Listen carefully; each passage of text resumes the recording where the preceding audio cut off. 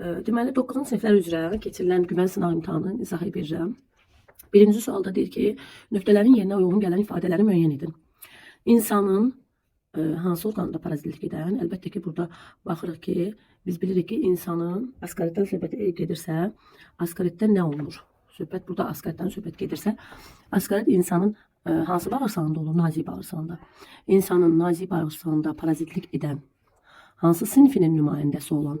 Askarit bilirik ki, əsl sapqurdlar sinfinə aiddir. Əsl sapqurdlar sinfinin nümayəndəsi olan askaritdə nə olunur?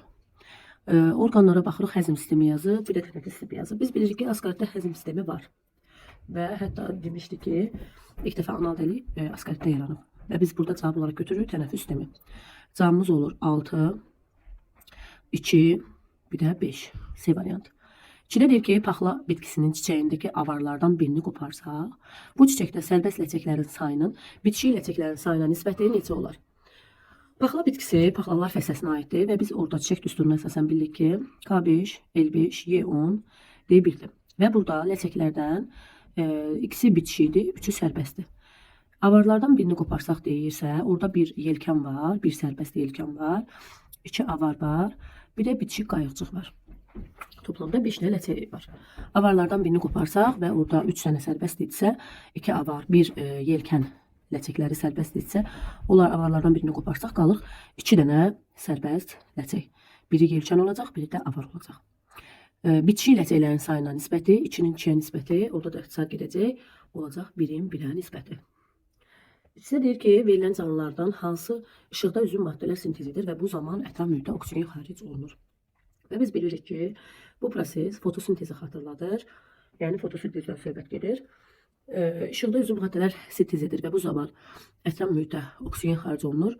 Bu C variantı ilə E variantına baxırıq ki, daha çox bizi çaşdıra biləcək variantlar bunlardır.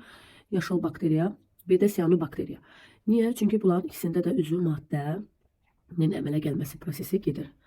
Amma siyanobakteriyalarda fotosintez prosesi gedir.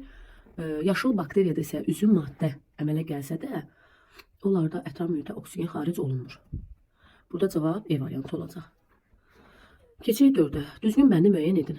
Biz baxırıq ki, burada erkək və dişi, yəni bir-birindən fərqlənən askarit təsvir olunub. Deməli, A-da yazıb ki, həm dişi, həm də erkək fərd oksigensiz mühitdə yaşayır. Həm dişi, həm erkək fərd bəli, oksigensiz mühitdə yaşayır. Yəni bağırsaqda yaşayır. Məsələn, burada C-də yazıb ki, dişi fərd nazik bağırsaqda, erkək və ağciyərdə, yox, bu dolu deyil. D-də yazıb ki, dişi fərddə bir ədəd yumurtalı olur. Yox, ciddi saydadır. E-də yazıb erkək fərd oksigenli dişilər. Bu da uyğun cavab deyil. Elə burada ən düzgün cavab A variantıdır. Baxırıq 5-ə. Uyğunsuzluğu soruşur bizdən. Xlorellada xlorella yaşıl yosundur. Bəli, xlorella yaşıl yosundur. Çovdar mahamızı bir ləpəli bitki olaraq verib. Çovdar mahamızı göbələk adıdır. Yəni göbələk xəstəliyin törədən adıdır. Çovdar mahamızı. Burada çovdar mahamızı bir bitki adı deyil. Belə ona görə də burada səhv cavab 2 olacaq. Yəni uyğunsuz olan. Porfira bəli qırmızı yosundur. Sfagnom mamır adıdır. Lamnaria da qonur yosundur. Burada səhv cavab olacaq A variantı. 6-da deyir ki, klasterdə sual işarəsinin yerinə yazıla bilər. Gilə meyvəlidir, kökümsüz gövdəlidir və C6, E6 D1-dir. Burada bildik ki, bu bir ləpəli bitkidir. Çiçək düsturuna əsasən bildik. Bir ləpəlilər sinfinə aiddir. Və bu gilə meyvə də yazdığına görə bu olacaq inci çiçəyi. Çünki inci çiçəyi kökümsüz gövdədir. Zamballar fəsləsinin düsturu verir burada. C6, E6 D1 və ona əsasən bir də meyvə tipi gilə meyvə verdiyinə görə biz burada deyəcək ki, inci çiçəyidir. 7-yə baxırıq. Öküz solterinin cinsi çoxalması prosesi baş verir. Öküz solterinin cinsi çoxalmasını gözümüzün önünə gətiririk. Və biz bildik ki, öküz solterinin əsas sahibi insandır, aralıq sahibi qaramaldır. Cinsi çoxalması baş verir. Biz demişdik ki, öküz solterinin əsas sahibi insandırsa, deməli, orada cinsi yetkinliyə çatır. Çoxala bilir əsas sahibdir. Və biz baxırıq ki, buradan cavablardan insana aid olan adı yazıb ki, qaramalın qaraciyərində. Xeyr, o ümumiyyətlə qaramalda aralıq sahibdir. B-də yazıb ki, insanın nazik bağırsağında, bəli, cavab elə budur. Çünki insan onun əsas sahibidir və əsas sahibdə cinsi çoxalma prosesi baş verir. Yəni çoxala bilir. Cavab elə B variantıdır. 8-də yazıb ki, Volvox koloniyasındakı hüceyrələr A-da yazıb qılafsızlıq, xeyr qılafı var. B-də yazıb parazit həyat tərzi keçirir, xeyr parazit həyat tərzi keçirmir. Qamçısızdır yazıb C-də, xeyr hər birinin 2 dənə qamçısı var. D-də yazıb ki, xromatofora malik deyil, malikdir. Amma E-də yazıb müstəqil yaşaya bilir.